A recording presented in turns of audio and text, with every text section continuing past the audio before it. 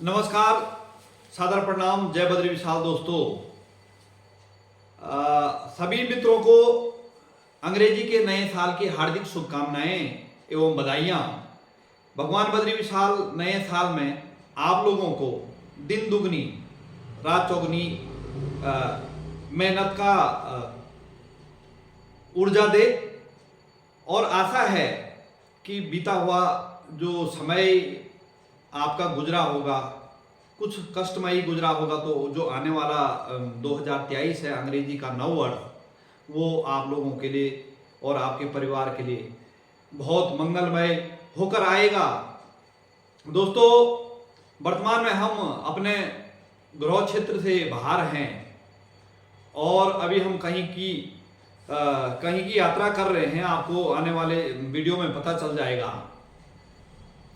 मैं कुछ अपने विचारधाराएं आप लोगों से के अपने माध्यम से, इस चैनल के माध्यम से आप लोगों को बताना चाहता हूं।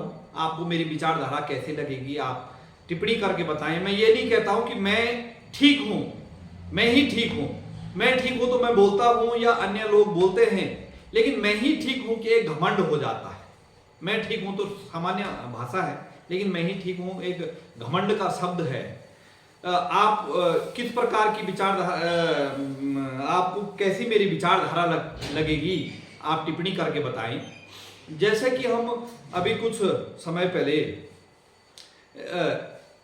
आध्यात्मिक यात्रा में थे, तो मुझे लगा कि लगभग 6 माह का समय था माँ राजराजेश्वरी जिठाई देवी का, और मुझे पता है कि यदि मैं लगातार उस यात्रा में रहूं तो हो सकता मैं अपने ग्रस्त जीवन से संन्यास की ओर बढ़ सकता हूं। इसलिए मैं थोड़ा सी इन चीज़ों को, ग्रस्त जीवन को मद्देनजर रखते हुए मैं वहां से जो है थोड़ा छुट्टी ले लिया हूं। क्योंकि होता है अपना उद्देश्य, जब आप जिस माहौल में रहेंगे तो मानसिक और शारीरिक उसी रूप में जो है ढल जाता है। आप लोगों को भली भांति ज्ञात होगा और रहे भी होंगे, जैसे नवरात्रि के समय पे कई लोग 9 दिन का उपवास रखते हैं, तो शरीर उस माहौल में ढल जाता है। तो ये शरीर देखिए मांस का बना हुआ है, 5 तत्वों से बना हुआ है शरीर। इस शरीर को आप जो है किसी माहौल में ढालो, चाहे जैसे आपने देखा हो हिमालय की कंदराओं में जो सिद्ध संत जो है तपस्या करें तो उनका शरीर जो है उसी माहौल में ढल गया। कई जो है जैसे दक्षिणी भारत के लोग हैं, उस ज़्यादा ठंड सहन नहीं कर सकते हैं, तो उसी प्रकार से हमने जो 15-20 दिन का जो है माता रानी के साथ समय व्यतीत किया, उससे आप लोगों को भी लगा होगा कि जो आध्यात्मिक यात्रा में रहते हैं कि जैसा खाओगे अन्न वैसा होगा मन। जैसे, और मैंने ये भी अनुभव किया है कि वस्त्रों का भी काफ़ी प्रभाव पड़ता है लोगों के जीवन में। मनुष्य के जीवन में जैसे वस्त्र पहनेंगे उसी वस्त्र के मुताबिक उसकी मानसिक विचारधाराएं हो जाती हैं। और आपको मैं ये सूचित करना चाहता हूं और ये अवगत कराना चाहता हूं कि दोस्तों, हमने जो 15-20 दिन की आध्यात्मिक यात्रा है उसमें देखा है कि हर व्यक्ति कहता है, हे माता रानी हमें हमारी मनोकामना पूरी करे और हमें सकुशल रखे। लेकिन उस दौरान में कुछ ऐसे मेरे भाव आए कि जैसे कहते हैं कि बोया पेड़ बबूल का आम कहां से खाएं। कि दोस्तों, मैं माता रानी से कह रहा हूं कि मुझे सकुशल रखना, लेकिन मेरे अपने को सकुशल रखने के जैसे कर्म है ही नहीं, तो मैं सकुशल कहां से रखूं। भगवान भी तभी सकुशल रख सकता है जब हम अपनी तरफ से अच्छा करने का प्रयास करेंगे। माना कि मैं गलत कारोबार करके धन अर्जित कर रहा हूं और मैं कह रहा हूं कि मेरा परिवार, मैं सकुशल रहूं, लेकिन हमने ये देखना है कि वो धन हम कहां से अर्जित कर रहे हैं। क्या उस धन को हम अर्जित कर रहे हैं जिससे किसी को नुकसान तो नहीं हो रहा है। वैसा धन अर्जित करके हम अपने कुशल मंगल की कामना करेंगे तो शायद ये हमारी भूल होगी। और इस प्रकार मेरा किसी जाति धर्म रंग भेद या किसी व्यक्ति विशेष को बोलने का कोई अधिकार नहीं है। कि मैं उस बोलूं कि ये कारोबार करो, ये ना करो। वो आदमी का, आपका विवेक है, मेरा विवेक है कि मैं किस प्रकार का पैसा कमाऊं और किस जैसे कि कोई गलत काम करूं और मैं उसमें बोलूं भाई इतना पैसा मैं मंदिर में चढ़ा दूंगा, इतना मैं भागवत कथा कर दूंगा, इतना मैं भंडारा लगा दूंगा।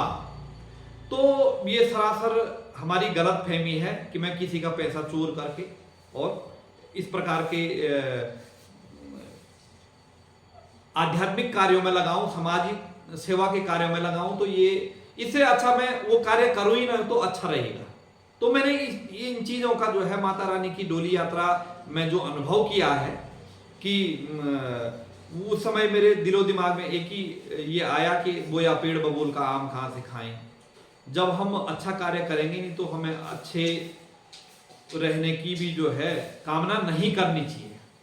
और आज वीडियो बनाने का मुख्य तौर से यही तात्पर्य था कि आपको एक बार फिर अंग्रेजी के नए साल की हार्दिक शुभकामनाएं।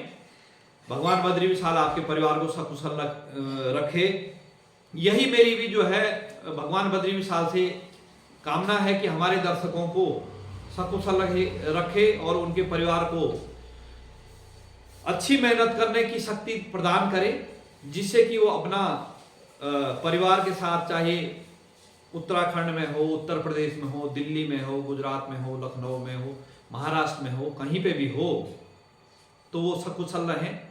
और कहीं भाई बहनों का फोन आता रहता है कि हम क्या, आपकी क्या मदद कर सकते हैं या किसी भी क्षेत्र की, तो मुझे बड़ी खुशी होती है कि कम से कम वो लोग हमें इस लायक तो समझ रहे हैं। जैसे आज सुबह सुबह एक बहन जी का जो है शुभकामनाएं हेतु फोन आया, फिर उन्होंने किसी गाय, कोई पीड़ित गाय थी, उसके बारे में हमसे चर्चा की, तो मुझे बड़ी खुशी हुई कि बहन ने जो है हमें कम से कम उस लायक तो समझा। और कहीं ना कहीं दोस्तों, हम बोलते हैं कलयुग है, लेकिन कलयुग के साथ कुछ सतयुग के लोग भी हैं, जिससे ये पृथ्वी अपने स्तर पे टिकी हुई है। क्योंकि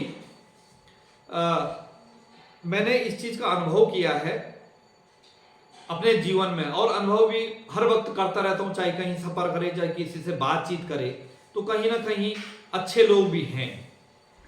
एक हमारी बहन यही कह रही थी कुछ समय पहले कि देखिए, इस कई लोग सोचते होंगे कि यार वीडियो बनाने के लिए हम अन्य प्रकार के वीडियो भी बना सकते हैं, लेकिन हम ये सोच रहे हैं कि एक पंथ से कई काज हो जाए। जैसे कि हम समाज सेवा से संबंधित वीडियो बनाएंगे तो उससे लोगों को लाभ हो, वरना अन्य खाना पीना, रहना, रोना धोना, हंसना वाला काफी वीडियो बना सकते हैं। लेकिन वीडियो बनाने का यही तात्पर्य है कि हम समाज की सेवा कर सकते हैं, मनुष्य योनि या अन्य जो प्राणी हैं उनकी सेवा कर पाए। तो तीसरी बार नए साल की सभी दोस्तों को, सभी मित्रों, भाई बहनों को मेरी हार्दिक शुभकामनाएं। नमस्कार, जय बद्री विशाल, सादर प्रणाम।